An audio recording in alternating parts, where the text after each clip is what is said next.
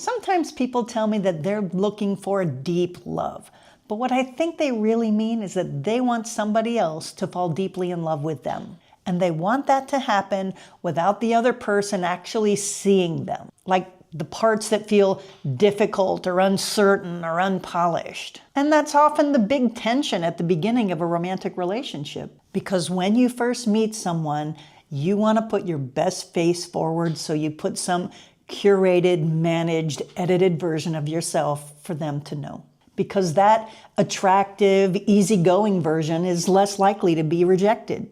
And it makes sense because, let's face it, we learn pretty young that being accepted is an important thing to do. And it's conditional. So we become careful and we hide our insecurities. We soften our needs, we avoid saying too much, and we try to make sure that we're desirable before we let anyone get to know us. But real intimacy doesn't begin when two people are busy being impressed with each other. It begins the moment that somebody takes a risk to be honest. Not overwhelmingly honest, not emotional flooding on the second date, but just telling the truth. It's the courage to let another person encounter the real you instead of constantly managing their perception of you. Maybe it's as simple as admitting that you're nervous. Maybe it's saying what you actually want instead of trying to pretend that you're not disagreeable or hard to please.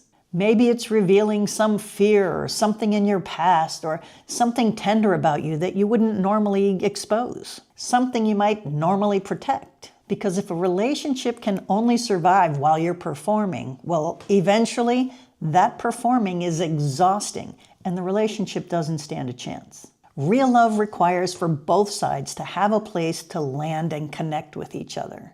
And we can't land and connect with things that we can't see and know.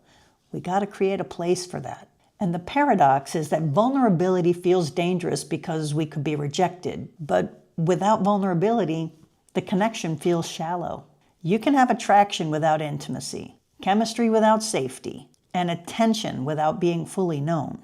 But I think a lot of people confuse romantic excitement for emotional closeness. They're not the same thing. Intimacy happens when people stop hiding, when they start to admit that I don't just want to be desired by you, I want to be understood by you. And yes, that takes courage.